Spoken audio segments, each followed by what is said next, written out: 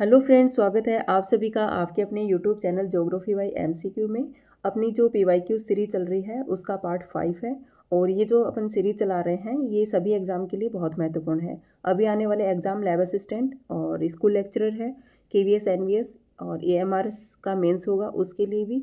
और जो भी ज्योग्राफी से रिलेटेड एग्ज़ाम है सभी के लिए बहुत महत्वपूर्ण है। ठीक है, तो आइए स्टार्ट करते हैं। आज का पहला क्वेश्चन है, मिसिसिपी जलमार्ग द्वारा बड़े स्टीमर निम्नलिखित स्थानों में से कहाँ तक जा सकते हैं।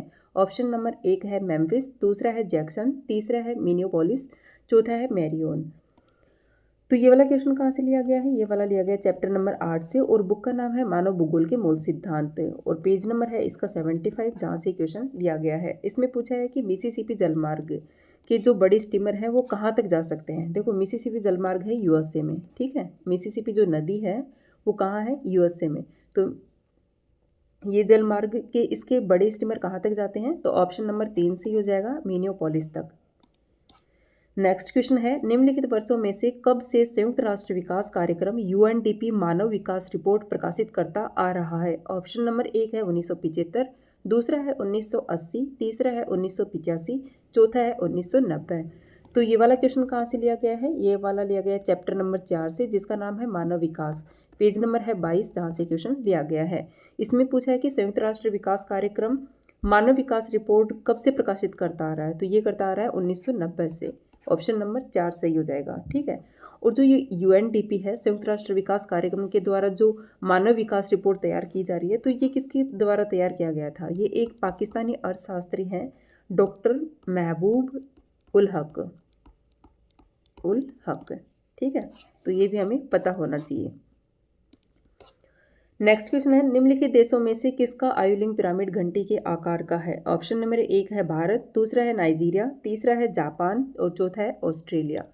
तो ये वाला क्वेश्चन कहाँ से लिया गया है? ये लिया गया है चैप्टर नंबर 3 से और पेज नंबर है इसका 17।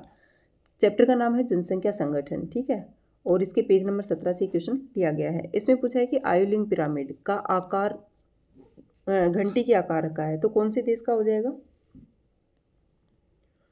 देखो, जो आयुलिंग पिरामिड है उसको ऐसे त्रिभुज की शेप में दिखाया जाता है। ठीक है, तो इसका जो लेफ्ट साइड है उसमें उस तरफ दिखाया जाता है मेल्स को, और जो राइट साइड है उधर उधर दिखाया जाता है फीमेल्स को। ठीक है, तो इसकी जो आकृति है वो जनसंख्या वृद्धि दर कम या ज़्यादा के हिसाब से इसकी जो आकृति है वो चेंज होती रहती है।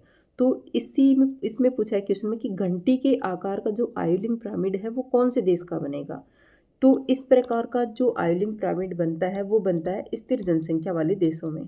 ठीक है, जहाँ जन्म दर और मृत्यु दर दोनों समान होती हैं। तो इस तरह की जनसंख्या पाई जाती है ऑस्ट्रेलिया में। तो ऑप्शन नंबर अपना 4 सही हो जाएगा। इसके ऊपर है जापान। तो जापान में किस तरह का पाया जाता है? इसमें पाया जाता है जो आधार है वो तो होता है संकीर्ण, और जो शीर्ष है वो होता है मतलब सुंडाकार। तो इस तरह का पाया जाता है जापान में। और तो इस तरह के पिरामिड का निर्माण कब होता है? जब जनसंख्या जो जन्म दर और मृत्यु दर दोनों ही या तो शून्य हो जाती हैं या फिर ऋणात्मक हो जाती हैं। ठीक है, और इसके बाद में है नाइजीरिया। तो नाइजीरिया में किस तरह का पाया जाता है? इसमें पाया जाता है त्रिभुजाकार। तो त्रिभुजाकार जो पिरामिड है वो पाया जाता है अल्प विकसित देशों में। तो इसमें क्या होता है कि जो जन्म दर है वो उच्च होती है। ठीक है, इसलिए इसका आधार जो है वो विस्तृत होता है। तो इस तरह का जो पिरामिड है वो कहाँ कहाँ पाया जाता है? ये पाया जाता है बांग्लादेश में, और एक है मैक्सिको। जो त्रिभुजाकार है वो 3 जगह होगा। कहाँ कहाँ? नाइजीरिया, बांग्लादेश और मैक्सिको में। ठीक है, नेक्स्ट क्वेश्चन है, रोजगार के दृष्टिकोण से विश्व की सबसे बड़ा तृतीय क्रियाकलाप निम्नलिखित में से कौन सा है। ऑप्शन नंबर 1 है पर्यटन, दूसरा है शिक्षा, तीसरा है रेलवे और चौथा है बैंकिंग।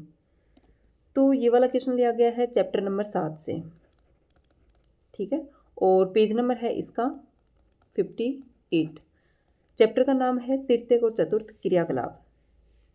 इसमें पूछा कि रोजगार के दृष्टिकोण से विश्व का सबसे बड़ा बड़ा तृतीय क्रियाकलाप कौन सा है। तो जो अपना ऑप्शन नंबर 1 सही हो जाएगा, पर्यटन। पर्यटन जो है कुल पंजीकृत रोजगारों और जो कुल जीडीपी है उसका लगभग 40% है। मतलब जो पर्यटन है इसका जीडीपी का कितना प्रतिशत है? ये है 40%। नेक्स्ट क्वेश्चन है, प्रवास के लिए निम्नलिखित में से कौन सा प्रतिकर्ष कारक है? ऑप्शन नंबर 1 है सामाजिक आर्थिक पिछड़ापन, दूसरा है रोजगार के बेहतर अवसर, तीसरा है शांति और स्थायित्व, चौथा है बेहतर शिक्षा की सुविधा।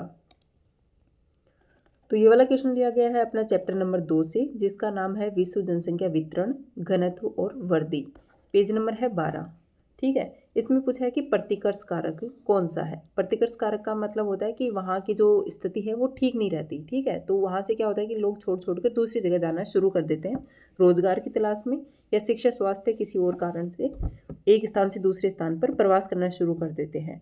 तो इसमें आ जाएगा सामाजिक आर्थिक पिछड़ापन। देखो ये प्रतिकर्ष का ही कारक है, ऑप्शन नंबर 1 अपना सही हो जाएगा। सामाजिक आर्थिक पिछड़ापन जो है प्रतिकर्ष कारक है। फिर उसके बाद में है रोजगार के बेहतर अवसर, शांति और स्थायित्व, बेहतर शिक्षा की सुविधा। तो ये सब आ जाएंगे अपकर्ष कारक में।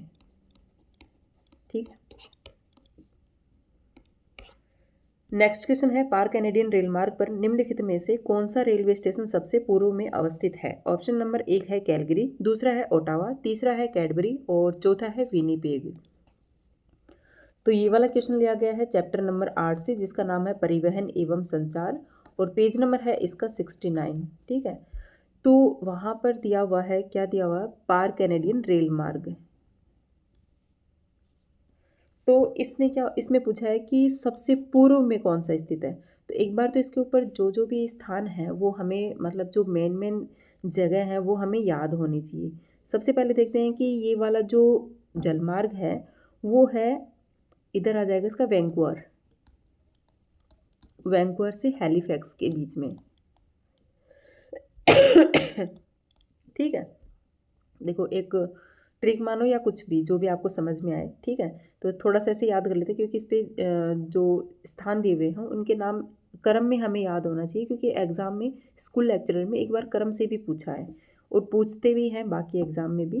ठीक है, तो इसको लिखते हैं वी के, 2 बार लिख लो, वी के। ठीक है, फिर आ जाएगा OMQSH, वी के OMQSH। तो वी से वैंकूवर, के से क्या आ जाएगा? कैलगरी। फिर दोबारा से वी से क्या आ जाएगा? विनीपेग। ठीक है, फिर है के से आ जाएगा कैडबरी। फिर है ओ से क्या आ जाएगा? ओटावा। एम से आ जाएगा मॉन्ट्रियल। क्यू से आ जाएगा क्यूबेक। एस से आ जाएगा सिडनी, एक सिडनी ऑस्ट्रेलिया में भी है। ठीक है, तो इसमें पूछा है कि सबसे पूर्व में, तो ये तो हो जाएगा पश्चिम में और ये हो जाएगा पूर्व में। तो आप ही बताओ सबसे पूर्व में कौन सा होगा। इसमें दिया है कैलगरी, तो कैलगरी तो इधर आ जाएगा पश्चिम में। ठीक है, इसके बाद में है ओटावा, फिर है कैडबरी, ये कैडबरी हो गया, फिर है विनीपेग, तो ये हो गया विनीपेग। तो सबसे पूर्व में आएगा इसमें ओटावा, ऑप्शन नंबर अपना 2 सही हो जाएगा। ठीक है,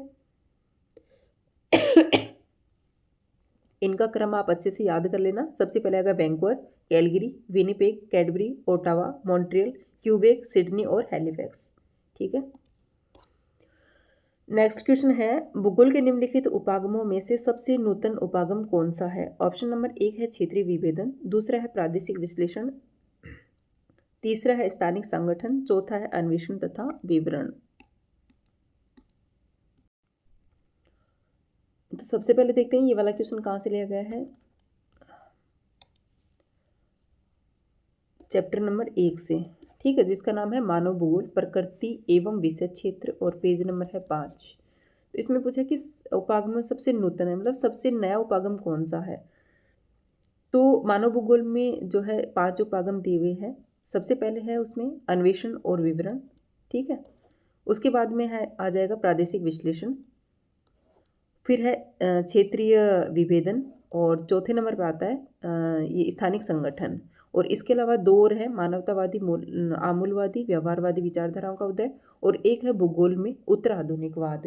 तो 4 तो ये हुए। सबसे पहले आएगा अन्वेषण तथा विवरण। तो ये आ जाएगा जो आरंभिक उपनिवेश युग है, इसकी जो अवधि है वो आरंभिक उपनिवेश युग की है। दूसरे नंबर है प्रादेशिक विश्लेषण। तो प्रादेशिक विश्लेषण है, इसकी अवधि है उत्तर उपनिवेशिक युग में। तीसरे नंबर पर क्षेत्रीय विभेदन, क्षेत्रीय विभेदन आएगा 1930 के दशक में। फिर है स्थानिक संगठन, तो स्थानिक संगठन का हो जाएगा 1950 से 1960 का दशक। ठीक है, तो इसमें सबसे नूतन कौन सा हो गया? ऑप्शन नंबर 3 से ही हो जाएगा, स्थानिक संगठन। कई बार इसका एक और उपागम है, वो है भूगोल में उत्तर आधुनिकवाद।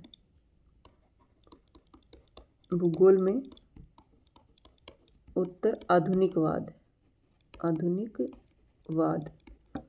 तो इसका जो समय अवधि है वो कौन सी है? वो है 1990 का दशक। ठीक है, तो ये भी कई बार क्वेश्चन एग्जाम में पूछ लिया गया है। नेक्स्ट क्वेश्चन है, सीमावर्ती क्षेत्रों में निम्नलिखित में से किसके द्वारा सड़कों का निर्माण किया जाता है? ऑप्शन नंबर 1 है भारतीय राष्ट्रीय सड़क प्राधिकरण, दूसरा है राज्य सड़क संगठन, तीसरा है प्रधानमंत्री सड़क योजना, चौथा है सीमावर्ती सड़क संगठन। तो ये वाला क्वेश्चन कहाँ से लिया गया है? ये जो अपनी क्लास 12th की बुक है भारत लोग और अर्थव्यवस्था, चैप्टर नंबर है इसका 10 और पेज नंबर है इसका 117, जहाँ से क्वेश्चन दिया गया है। चैप्टर का नाम है परिवहन एवं संचार। तो इसमें पूछा है कि सीमावर्ती सड़कों का जो निर्माण है वो किसके द्वारा किया जाता है? तो ये किया जाता है, ऑप्शन नंबर अपना 3 4 सही हो जाएगा, सीमावर्ती सड़क संगठन, यानी